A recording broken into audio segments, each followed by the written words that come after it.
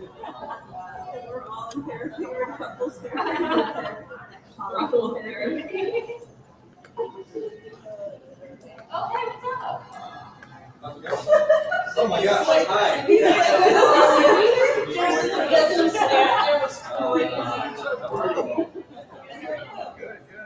You know, she's a Sedona right now. She's like that. No, she's actually from here. I was like, she's in Sedona, right? This isn't an elaborate spend some time away from me. How are you all doing? Yeah, I'm actually working with the bar over there to try and bring in some Middle West stuff. So, yeah, they're rolling out their spring menu in a couple weeks. They're actually coming to Middle West for a tour Monday.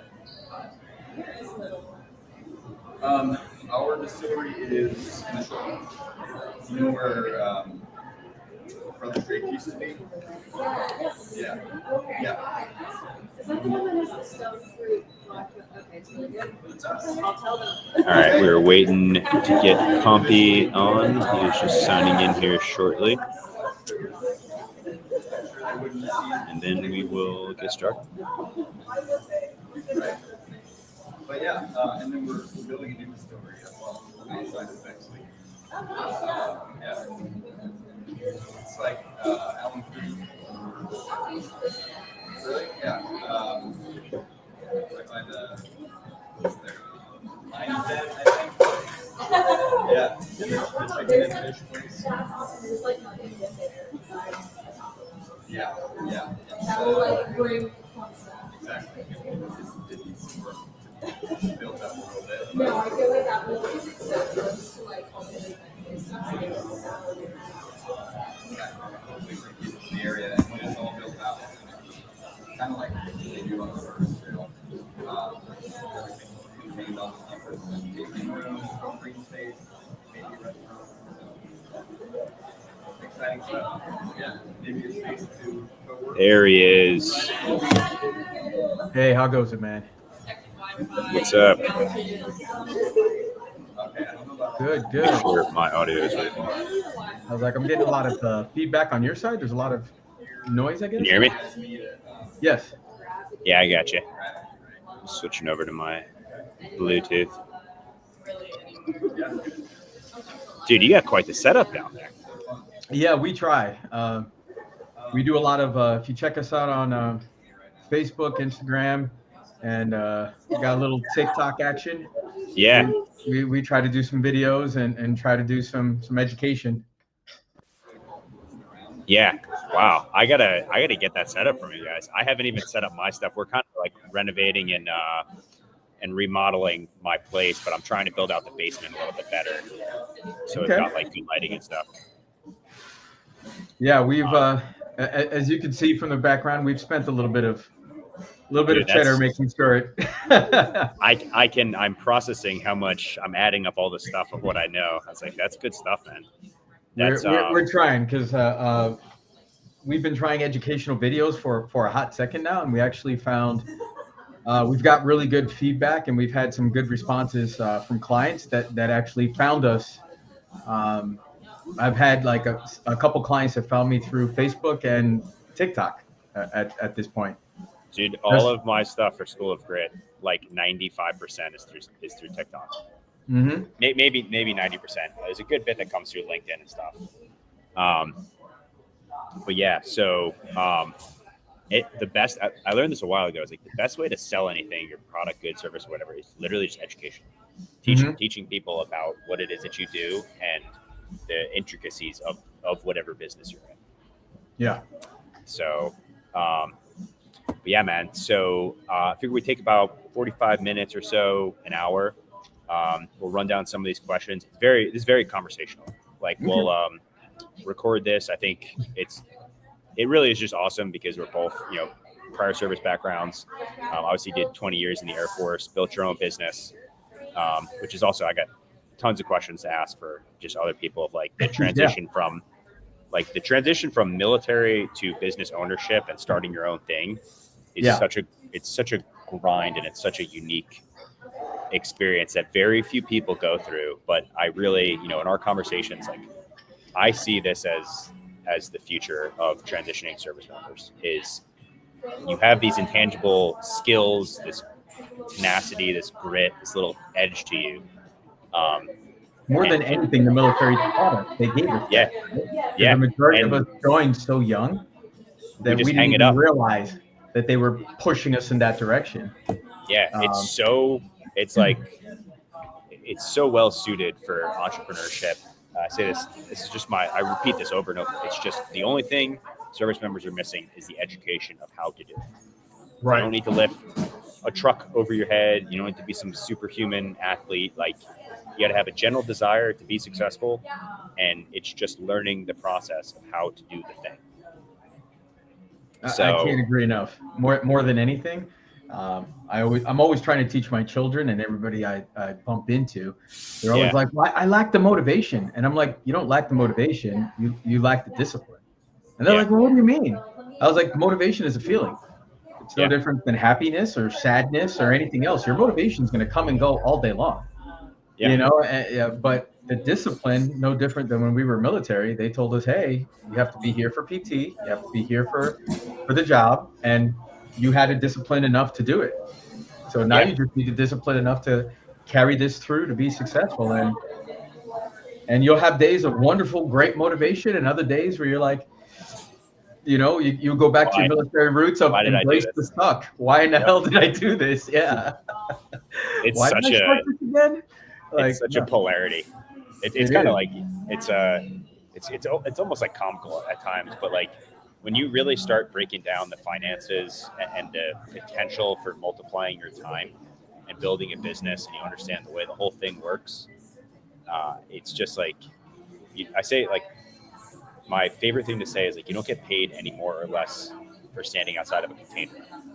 You get paid the same amount, right? It's like, but if you metaphorically stand outside of a container and you go through that boring business process, there is still a decent chance that you will make it better financially. There's no guarantee for success. I was like, but you have the opportunities. Like, the military, you're fixed, and there's nothing wrong with that. But if you want to take the chance to possibly multiply your time and buy it back from the world and build your small little fortress of solitude, you have the opportunity to do that through starting your own business and investing in real estate.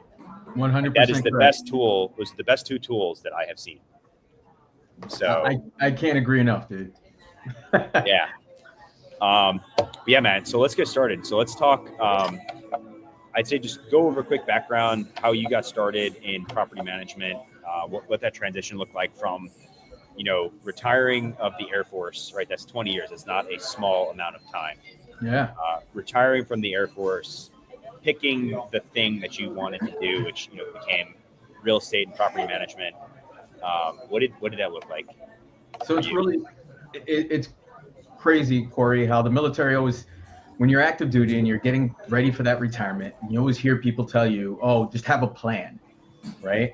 And then you get that plan, you put it into effect, and then you realize, well, that plan doesn't work.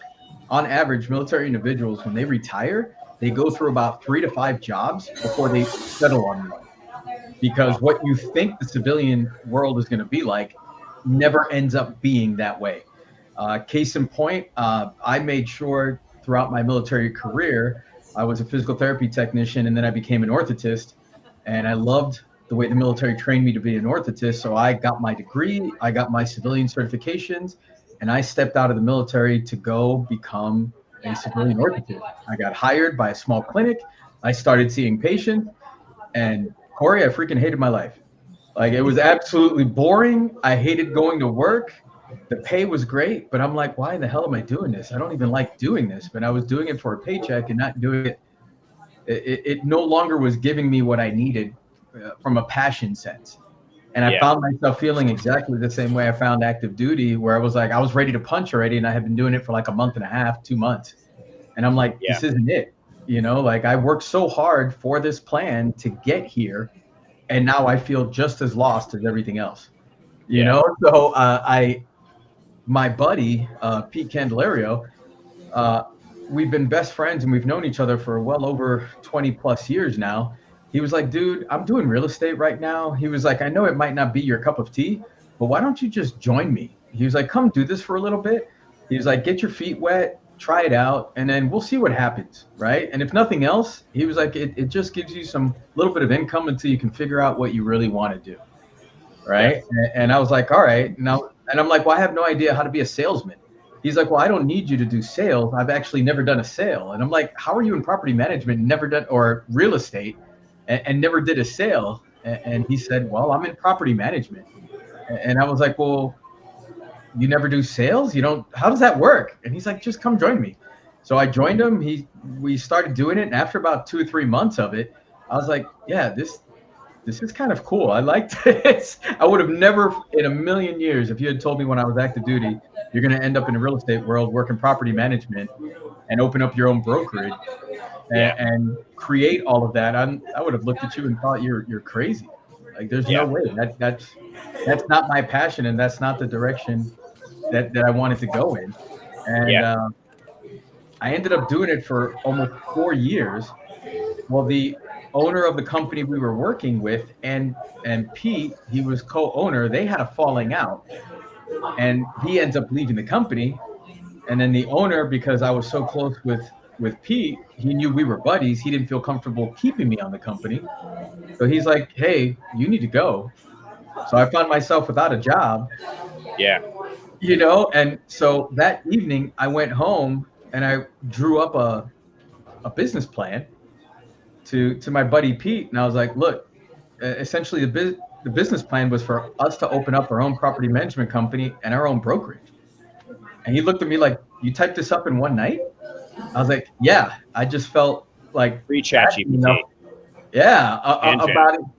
Well, ChatGPT wasn't around 4 years ago now. I know, dude.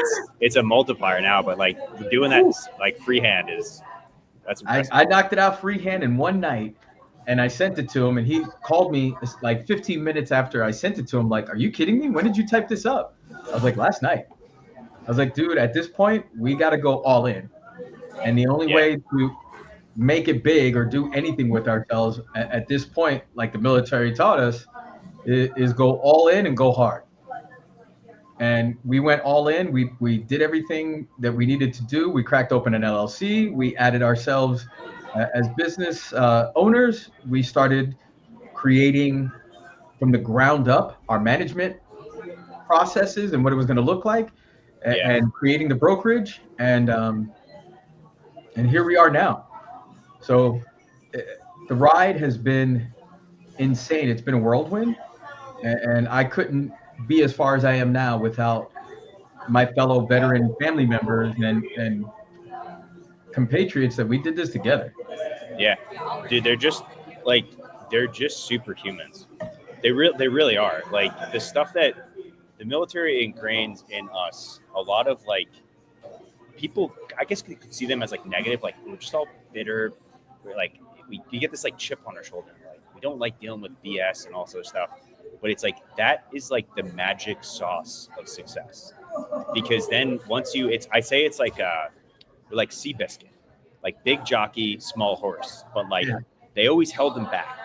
Like they always held them back because they wanted those other horses to win. But once they let Seabiscuit run, like once they let him out, he took off, and he just had that insatiable desire to be first, and to be great.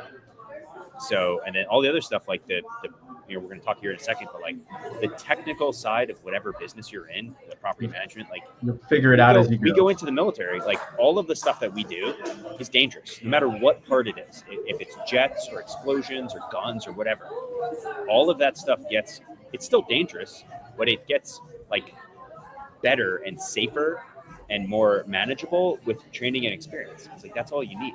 Business is debt. Everybody looks at debt and they're like, oh my God, like, that's dangerous. Like, no, if you learn about it, it's not dangerous. It's still dangerous, but you can manage it. Yeah. And that's all you're managing risk. And that's what we do in the military. I cannot agree with you. I can't agree with you anymore, Corey. You're 100% correct. Yeah, it's so simple, but awesome, man. So let's go straight into it. Yeah. All right. So obviously, our background, like we've worked with you for probably the past 5 or so years Mhm. with our rentals down there. Most of the people I think who'd be paying attention to this are going to be active duty service members or veterans that have been listening to me just scream from the hilltops about the house hacking of the VA loan. Yes. One of the biggest things I get is like, all right, if I'm taking on this debt and everything else, and like I talk about single family and you do room rentals or duplex or triplex or quadplex, and you rent out the other spaces. Yeah. So there's two kind of things I'd like you to speak on. So we've got like solopreneur, like individual service member that's going to be managing their own stuff. And then also solo entrepreneur, like person that is going to be looking to hire property management. Yeah. So like the brass tacks of like how to do it on your own, like tips and tricks, and then also like what a service member or veteran should expect of their property manager. Like what qualifies like really good. So those are great questions all around. So from the individual that's going to do it on their own, most importantly is exactly what the military taught us, right? When you're an E5 and you've got your first troop, you're supposed to be polite with them, you're supposed to be professional with them, and you're supposed to maintain that professional distance, right? They're never your friend. Well, a lot of people get into the landlord world and they first think is like, oh, if I could be buddy with my tenants, if I could be friendly with them, things will go great, right? And it's quite the opposite. I'm like, it's no different than when the military taught you how to work with a troop, right? When they told you how to work with your airmen, how to work with your soldier, your seaman. It was that concept of how to professionally engage with somebody, and that tenant is a professional engagement relationship.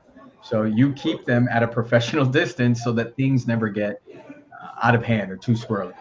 How do you do that? Like technical systems process, like I try to always break things down to like, I call it like the Neanderthal level. Yeah. Of like sticks and bricks going on up here, right? Like what is how do you best do that? Especially because like you coming from a little bit of a larger, much larger pool of tenants and stuff. Mm-hmm. On the individual basis, what are some good tips and tricks So from communication management, everything the military taught us, everybody's sir and ma'am. If I don't have an answer, let me research it and get you that answer. And everything that when we went to our NCO training that they taught us of professionalism, all of that comes 100% into play when dealing with your tenants, right? Tenants want to make sure that when they're staying in a property, that they're being respected, they're being cared for as far as the property maintenance, and that they're going to be addressed and heard, right? So far, I haven't said anything any different than you heard at your NCO academies when they're dealing with your troops. Yeah. Your troop wanted to be heard. They want to know that they were going to be taken care of and that you were going to take them seriously with any issues that they were going to have. That's your tenant. That's your business relationship you're going to have, and just like the military taught us, you're not going to talk politics with them. You're not going to talk anything sexual or get in any kind of relationship with them. And you're not going to discuss any religious or any other basis with them because this is a professional relationship. Good fences make good neighbors. Precisely. And that all of those things they taught us at an NCO academy is precisely what you would treat or respond when you're dealing with these tenants. Yeah. Right? If you're going to do it on your own and you're trying to find that appropriate tenant, there's a lot of different ways to do it. But you're looking for that good, responsible tenant that's going to secure your property, be reliable, and respect the property.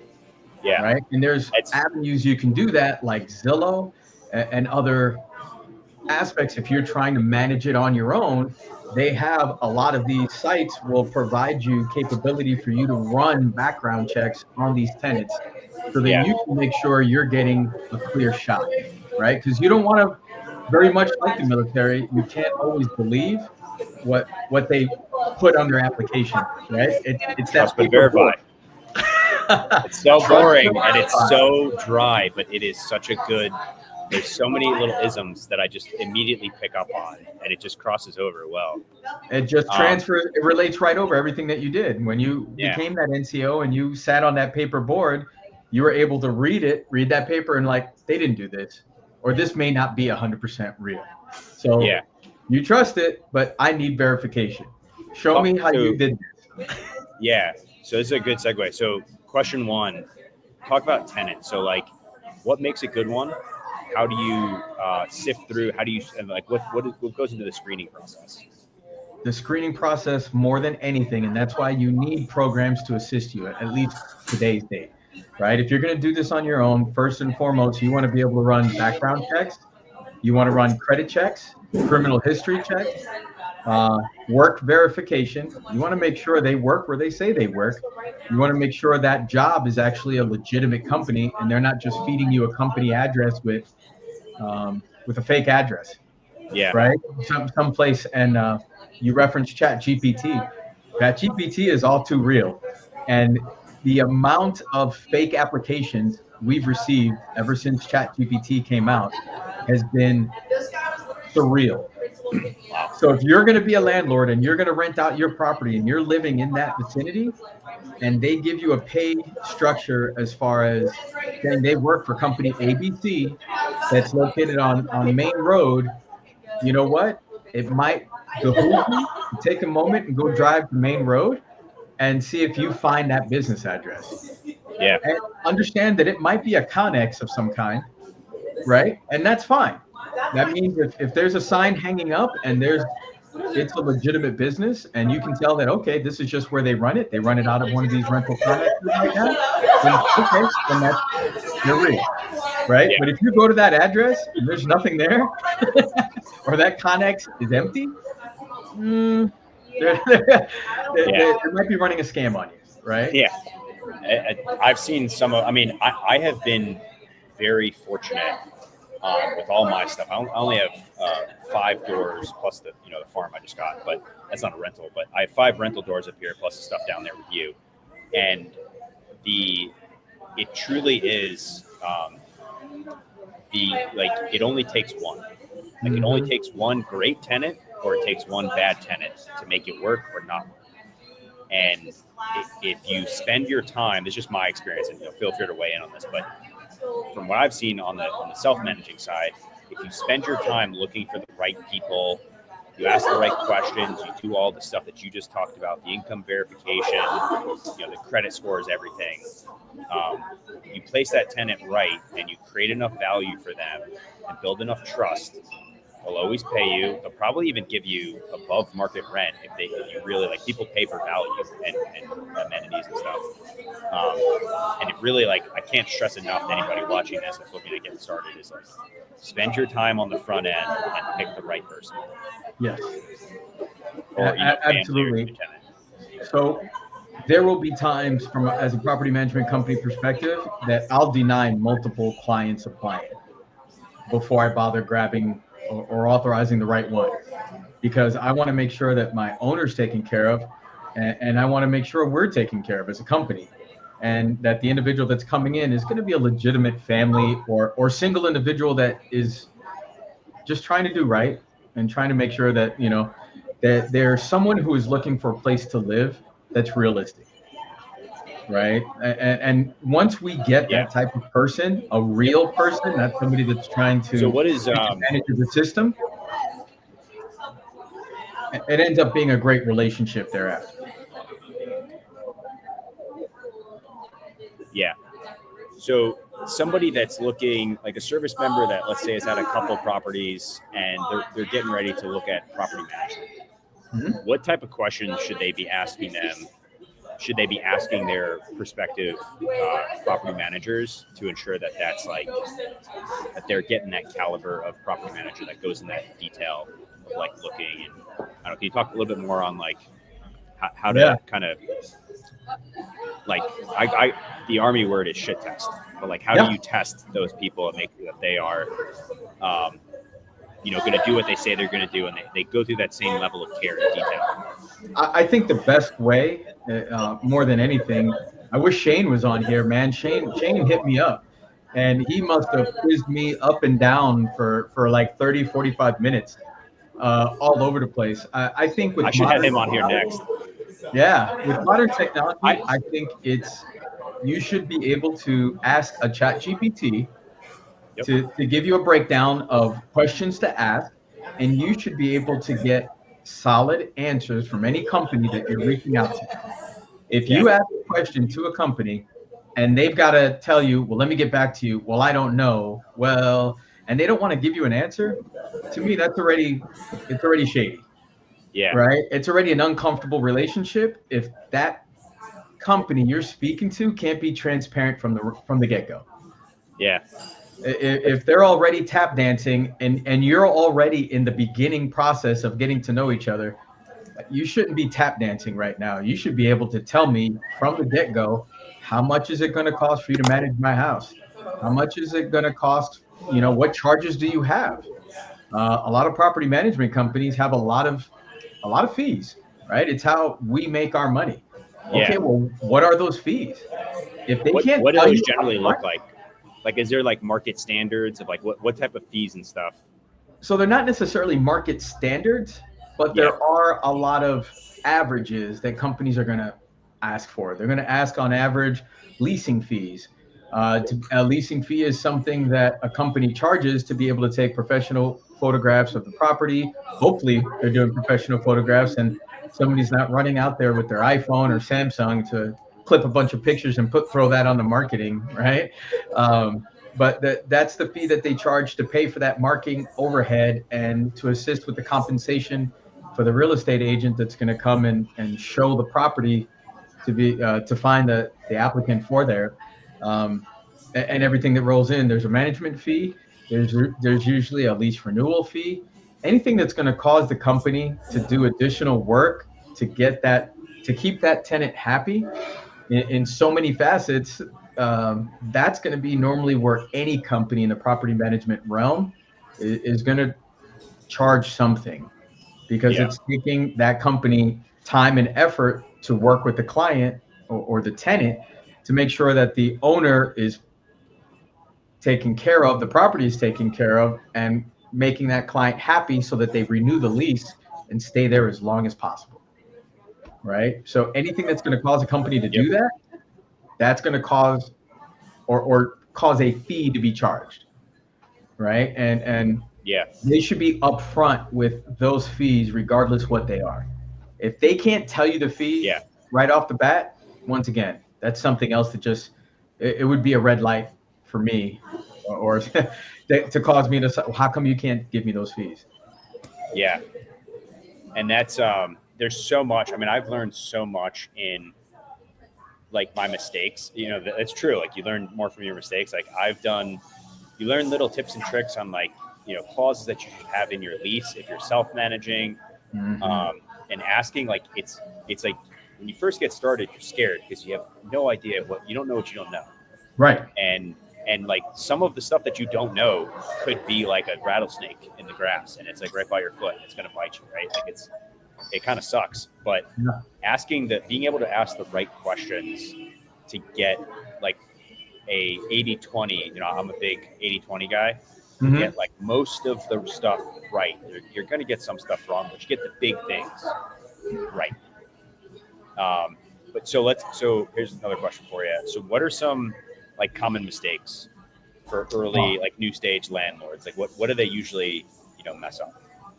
I would say is not preparing enough financially, right? Not putting money to the side. Everybody hears during the great Airbnb rush that people rushed in to turn their homes to Airbnbs. A lot of people do that and didn't take into account, well, how much is this charging me monthly? How much am I spending monthly on utilities, on internet, on Flip, when it's empty, right? Like on my marketing, right? You've got to take into account all fees that you're paying, your HOA fees, your insurance fees, right? All of these things need to take into account. Now, if you're just going to be a first-time landlord and you're just going to rent your average home, I always try to tell all of my clients, at least my landlord clients, look, if you don't want to use a property management company right now because you want to do this on your own, beautiful story. Make sure you have 3 times the mortgage put aside, right off the bat before you do that, because Murphy's Law, something will go wrong in that property. Guaranteed. Something will break. Something will need adjustments, and it's unrealistic for you maybe not initially, but as you grow your doors, it's unrealistic for you to run into every house and say, well, I'm going to fix it myself. That's unrealistic, especially if you don't know what you're doing. All you're going to do is agitate your tenant, and now they're not going to want to renew the lease, and now you're back to an empty house. Yeah. Right. So first and foremost is always make sure you've got those funds set to the side. If you have those funds set to the side, the next big pitfall would be making sure everything is written down in the lease. Yep. So if you're going to do your own lease based on your state, each state has its own rules, right? But like the military taught us, if it's not written, it didn't happen, right? So if you don't have it written down, standard counseling, right? Yep. If you don't have it writing written in the lease, in writing somewhere, then it didn't happen. And you can't hold that tenant accountable for something that isn't in writing on the lease, right? Yeah. Now you have to find out legally in your state what's okay and not okay, because it varies from state to state of what you can put in that lease. But once you find out what's okay and not okay, put it all into the lease. That way you can make sure you're protecting yourself from anything crazy that might come up. Because like you just referenced, you don't know what you don't know. And until you look into those leasing rules, first and foremost, then that. And then lastly, it would have to be the consistent kind of beating a dead horse. Don't become friends with your tenants. Yep. You can be quite professional. You can even have a comical professional rapport, like a friendly relationship, but not friends, not buddy. Yeah. No, you want to be professionally kind with that individual, a professional rapport the entire time. Yep, because you're running. It's the. This was explained to me like early on. You are running a business, right? And nobody is ever entitled to those goods and services. Like you have, it's a mutual. I create the value, you pay the thing, you pay the premium, and we deal with all the the BS. If the roof takes a leak or whatever, we deal with all those problems. Mm-hmm. And it's that mutual respect between tenant and landlord, which again, this is like I really see this. It's just me personally, but like I see this as the real opportunity because I think service members, even the junior E5 level, the specialist level where you got one or two soldiers, right? Your ability to take care of other people, because like the military you're doing barracks checks, you're doing home inspections, like you're doing health and welfares, like you're always in people's business, honestly, in the name of like you're taking care of people at a higher degree. You're not getting paid any extra, but you're just taking care of people better. And I think we have that like bit of like empathy where we want to see people doing well for themselves and we care about that. And it's like, I see that as the big opportunity. You see these big box stores, they just cut people left and right. And there's no humanity in any of it. And residential real estate, they don't care. I don't give a shit. It's just, if this isn't paid by this time, here's the fee, and like, I think you have to, I don't know, my experience, feel free to weigh in on this, but like you have to draw that line in the sand. But I think it's kind of a squiggly line because you're dealing in the people business. And right. So I've taken risks. Like I've gone 2 or 3 months on a delinquent, one of my tenants, they faced a hardship and I went 2 months, no, nothing. And I was like, I trust you. I was like, if we roll over to the third month, I was like, I have to execute the next phase of like, this has got to go. Like I'm going to, lose a ton of money on this. Right. We signed the contract. I understand life works. They paid me back in full in the third month. That's great. They figured it all out. And I was like, it could have gone the other way. I was like, but also it could have gone the other way. I could have evicted them month 1. Yeah. And I see that as like, I think that's a real opportunity for service members doing this. And I think that service members should have a seat at the table in taking care of people better. It's like you have to, it financially benefits us. Like it's great. You're building a business, but at the same time, you're also creating more, if you have more landlords that think like you and that take care of people and are fair and objective and everything, right? And understand, you've got a happier population. I mean, people are like, you really go down to the brass tacks, people are starting families in the properties that you're managing. they're having their first kid, they're getting married, they're sending their kids to school. Like, it's a very like personal business. Oh, I undoubtedly. think if you really get it right, like it's just, I think it's a huge opportunity. You can't tell. I get excited. Yeah, no, it's great. And once again, just relay it back to the military and the training we did. If you stayed in long enough and you became NCOIC of your section and what you did, your sole responsibility was to take care of clients and the staff below you. And what you learned in that position is exactly what you need as that first-time landlord when you're looking at your tenants. They're your clients, and yeah, I'm going to try to take care of you as long as I feel like I don't smell any BS. Yeah. The second I'm catching a whiff of some BS, it might be time to go. Got to go back to black and white. And the military taught us that if you had a troop and you worked in that section and you had clients, as the N2IC, you did it enough daily where you caught that whiff and you were like, something doesn't smell right here, right now. Yeah. You know, and that's when that conversation is say, okay, I'm no longer helping you because I feel like you're taking advantage of the situation, and it's going to be time for you to go, and we take it in a different direction. Correct. Absolutely. All right, so let's talk brass tacks. So we kind of go in two different directions. Let's talk first. So obviously, like rent and income and potential value for a property, right? That's like the number one consideration for making the numbers turn green. So tips, tricks, considerations for getting market rent or above market rent with singles. Like, what do tenants look for?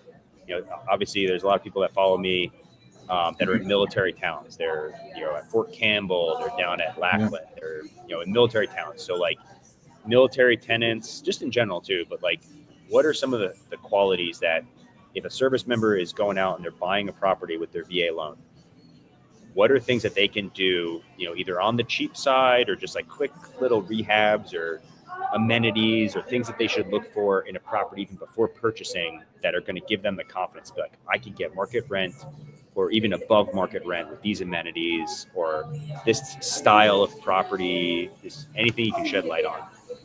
Man, I can't stress enough, analyze,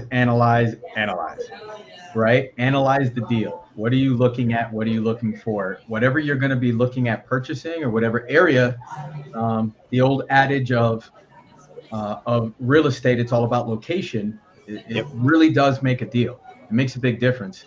If you're going to be purchasing in a location, you want to make sure that that's someplace you can walk to and you would feel that you, your wife, and your family would feel comfortable in that area. Would you let your kids go play outside in this area that you're going to be purchasing a home, right? Or when you get there, are you scared and you're locking the doors, right? I mean, if that's how you feel, then you might not want to purchase in that location and make a rental because somebody else might feel the same way and might want to rent there, right? Yeah. And then even if you do go to those areas and you're like, hey, I feel safe. This is a nice enough area. It's a working class area. I want to purchase here so I can rent this home out. Great. Then now it's a numbers game. What is the mortgage?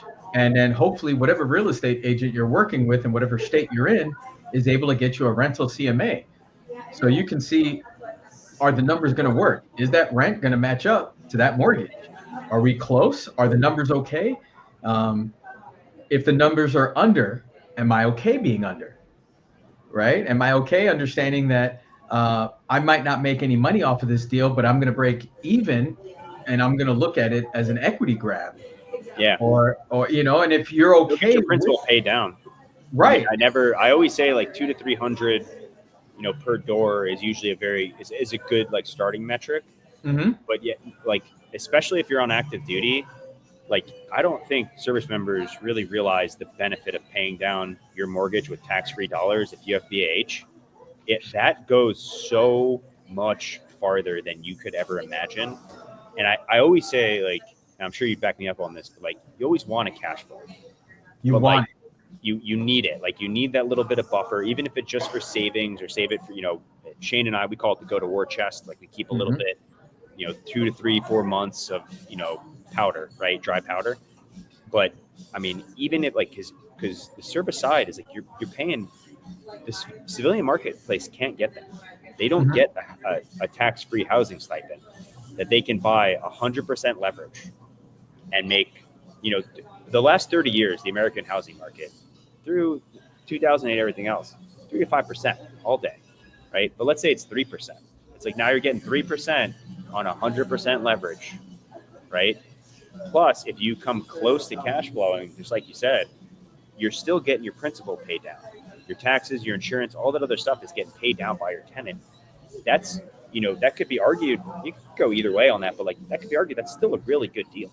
Yes, I agree completely. So I've had rental properties my entire military career. I was an E3 that purchased a home. God, you're a genius, man. We rented it That's out incredible. the first time we PCS'd out.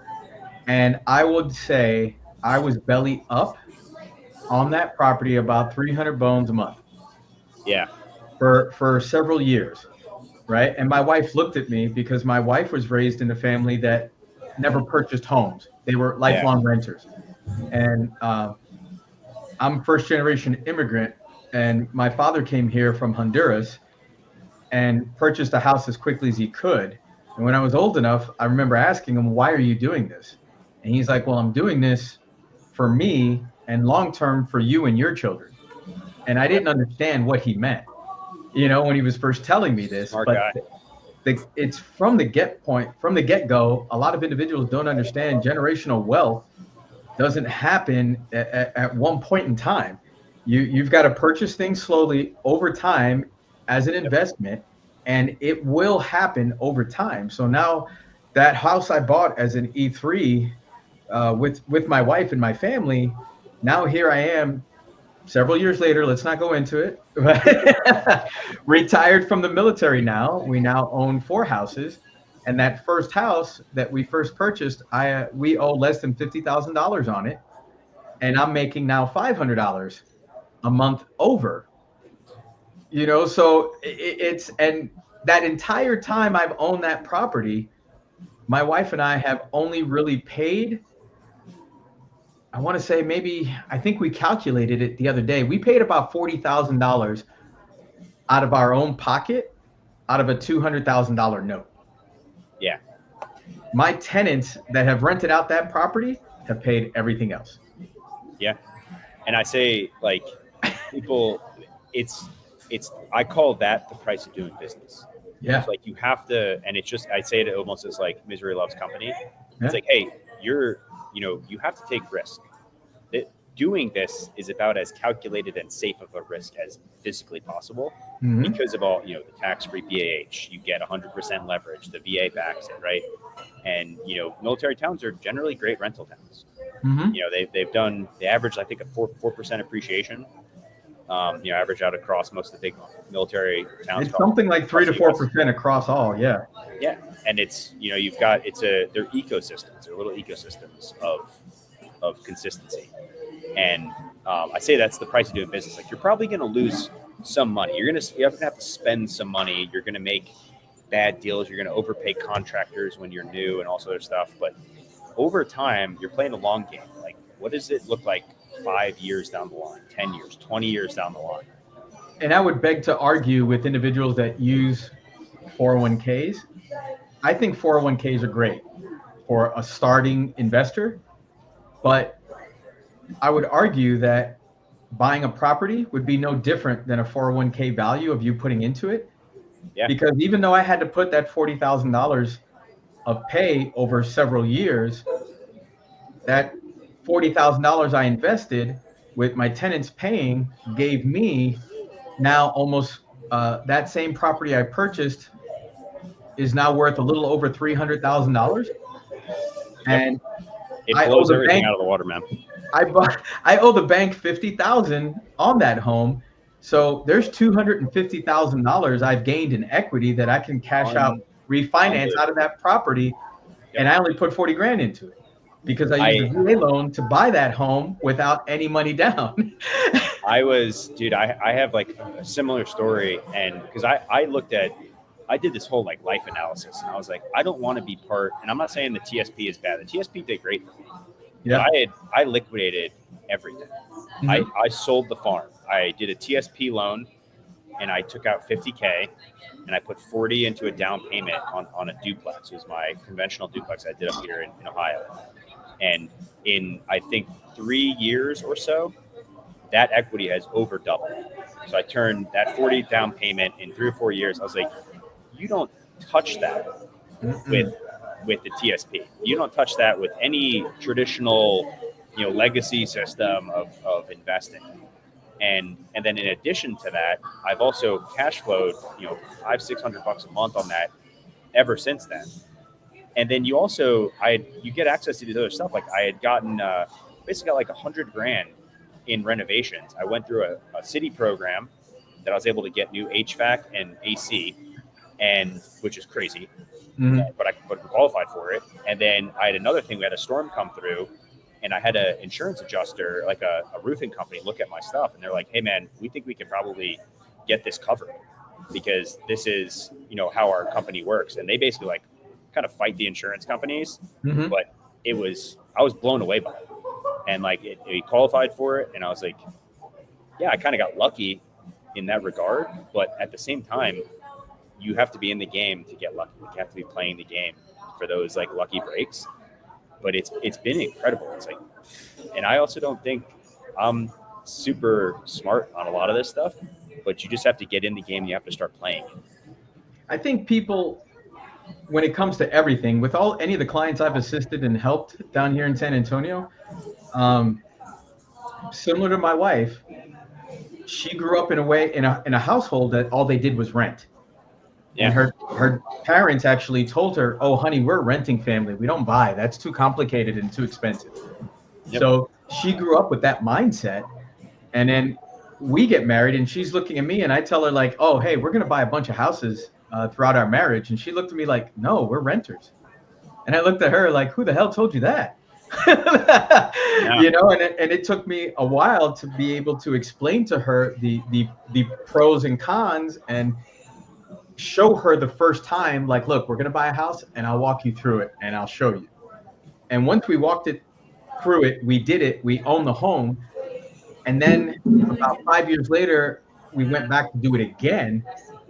And when we completed the second purchase of the house, at the end of that purchase, she looked at me like, "Baby, this really is easy." I was like, it doesn't take a lot of brains at all. I'm not the smartest. Dude, it's so true. It's like I say it's like a cancer of the mind, but I say it in like an empathetic way. It's like we grew up a certain way. We got told a certain thing, good, bad, or indifferent. There's nothing wrong with it. That's just how you grew up. That's, parents, everybody tries their best, right? But then you look back in time and you're like, this didn't really work. But then if I tried something different, I learned something different, or I tried it, holy cow, it actually did work. It's like, it's all, it's mythical. It's like out there. It's like, oh, we can't do that until you do it and it works. And then you're like, oh, I can do this. Like, this wasn't that, this wasn't a act of Congress. This wasn't an act of God to get this done. This was just a little bit of extra elbow grease. I think we all grow up that way. And especially in the military, we see money as like, it's the renter mentality. It's like, we don't this impossible commodity to come across. Yeah, we can't do that. That's for the oh my gosh. That's for the how do we afford that? But dude, we're so quick to buy the Camaro at 20% interest. That's the poster child for everybody. Mark my words, man. I know you see the world the same way as I do on this.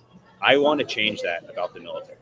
Yeah. It's like, and worst case scenario, buy the Camaro, buy all that stuff, but build the business first. Yes. And then work in accordance with the tax code and figure out how to legally go through the process, do it correctly, work with the CPA, figure out how to expense your vehicle under your business. Do that now.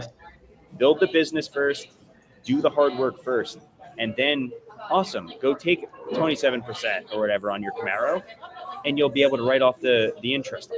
Reap the benefits at this point. Work. The system is there. It exists whether you like it or not. And here's the pro tip: you're not going to change it. No, not at all. So you got two things. You can swim in the stream, or you can try and swim can go with the flow and build your raft and ride the rapids and enjoy the ride, or you can try and swim upstream, get tired, and then get washed out. Mm-hmm. That's pretty much it. man. I was kind of came to that conclusion, but yeah, man. So what else? What do you think else is relevant and important? We'll kind of wrap up here in the next 5 or 10 minutes. Big hurdles, like stuff that most people wouldn't necessarily think of. Maybe like maintenance side. I would say what are that some big contractors, like subcontractors, maintenance. I would say the biggest thing to know at this point is just, you would think everything you're about to say, and I would say just mindset. A mindset change for anybody that's going into this realm or wanting to do it. Nothing is impossible. That's what the military trained us, right? When we first started basic, well, I can't do a certain amount of push-ups and sit-ups. Well, I can't run that 1.5 miles, 2 miles, 3 miles. Oh, well, we're going to train you to do this job. Well, I can't do that. I don't know how to do that. What is that? Hey, now we're going to send you to NCO Academy. You're going to be a leader and a mentor to individuals underneath you. Well, I don't know how to do that. I can't the military taught us the entire time that you're totally capable of doing all of it. All you had to do was to believe in yourself and take that moment to train yourself how to do what you wanted to do. And the second you can adjust and train your mindset to not necessarily of how do I'm scared to do this, to how do I, and you just research it a little bit and begin that journey. And every journey starts with that first step. Yeah. And as soon as you start that first step and you move out of a mindset of fear to a mindset of accomplishment, anything after that is just icing on the cake.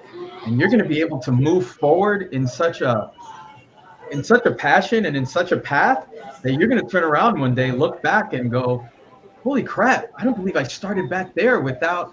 And it's going to hit you the hardest when you bump into some of your older friends that never learned that mentality. And when you hear something they say, and in the back of your mind, you're going to be like, dang, I used to think that way. And like, hey, buddy, sit down. Let's have a talk, man. It's not as hard as you think. Yeah. Let me show you how to take that first step. When you start winning, like you've been winning for a while, and when you start doing that, I feel the same way, man. Like I've built, I think you and I, we both come from, we've worked, we built it, and now we're like, it's overflowing, and you want to share it with other people because you see, like, if you see wasted potential or you know somebody's capable of doing something, you want to help them, especially when they come from like the same kind of place that you came from. Oh man, like you want to, like I say this all the time. The only way a community, whatever community it is, we're talking military veteran, the only way a community goes forward and gets better is, it makes progress, is somebody in the community figures it out, makes it out, and then instead of running away, they reach back and they're like, hey, come this way, like follow this light, like go this way. And I think what you just said was so important, was the mindset is the number one. It's really all it is. It's just changing the way you see and the changing the way you think. And that will drive everything. And the fear thing, it's ironic because our jobs are inherently dangerous no matter what you do in the military. It's like, dude, we'll go like, deployments, flying in helicopters, planes, jumping out of planes, like gun ranges, like that stuff's dangerous. It's like we volunteer. We don't think about get deployed to war environments, bro, for some extra cash, and then laugh at it. Yeah. Right. And then we say, oh, I got to take on how much a month? $1,500 in mortgage and debt. And we run. And that's the stuff that benefits us the most. It's crazy. And it's like, if I could change one thing, it would be the mindset of service members. Like what you just said, like I got chills. Like it's what it is. It's just the mindset. You don't have to do anything harder.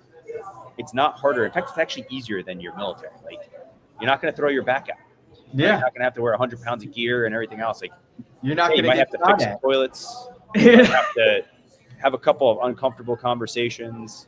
Get up late one, or get up early one night or one morning and fix something. It's pale in comparison to what you're going to end up making in the long run. I tell anybody that financial works, freedom it provides you.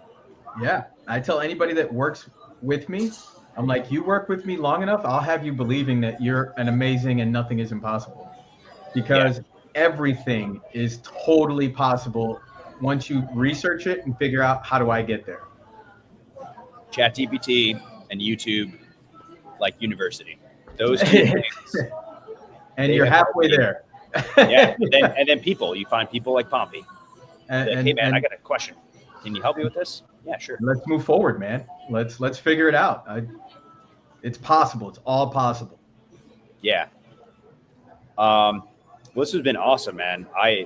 What a great conversation. I don't think we've talked obviously on the phone a couple times. It's usually always like, hey, we got to solve this problem together. Yeah. Going back and forth, this dialogue's been great, man. So you're down in San Antonio market. Yes. Just to end the stream out here, how do people get a hold of you? If you got Air Force vets or people down in San Antonio that are looking for property management services, looking to buy real estate down in that area, what's the best way to get a hold of you? So our company, we're online. You can see the sign right up there. We're RE Solutions XV. We have a website. You can find us on Facebook. You can find us on Instagram. You could reach out to us at any given point. We have 2 YouTube channels that we run. We try to make ourselves place ourselves out there as much as possible. You'll find us. We will help you. We'll guide you. Even if you don't want to use us as a company, completely and totally understand. Reach out to us so we could try to teach you what to look for and what you need to do, so you can do it on your own potentially until you're ready. Right? But education is our thing. It's our shtick. We're going to teach you and we're going to show you until you're done. Property management is no different than a tax professional or a landscaper. You can do all of those things on your own until one day you're just hot and tired and no longer want to do it. And when you reach that point, pay the give me a premium. call. I'll take care of good it. People. Yeah, absolutely, man. Dude, I think it's been my favorite conversation in the last like two years. This has been, man, awesome. I'm glad I'm we were so able glad to we hook set up. this. And for anybody watching this, like, we just organized this probably in the last 24 to 48 hours. Yeah, We just kind of threw this together, but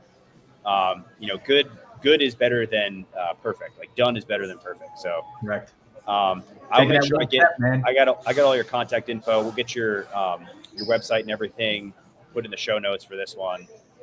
Pompey, man, I really appreciate you taking the time. It's Friday. This has been fantastic. I really appreciate it. And Corey, I appreciate the invitation, man. And if we have future time to work with your channel, we look forward to it. And I'd like my business partner to come on with me next time and have even more to share. His story is even wilder. Sign me up. Yeah, Dude, seriously, sign me up. It's good stuff. I'll It'll listen. be good stuff. We'll plan it out there. Fantastic. All right, buddy. Well, pleasure talking to you. Enjoy your Friday. And thanks for everybody that was watching. And we'll get this up on our YouTube here probably in the next 24 hours. So Out freaking standing, man. And to anybody else, please just keep hustling. You got this. yeah. Thanks, buddy. I'll talk to you soon. All right. Take care, man. Bye. Okay. Bye.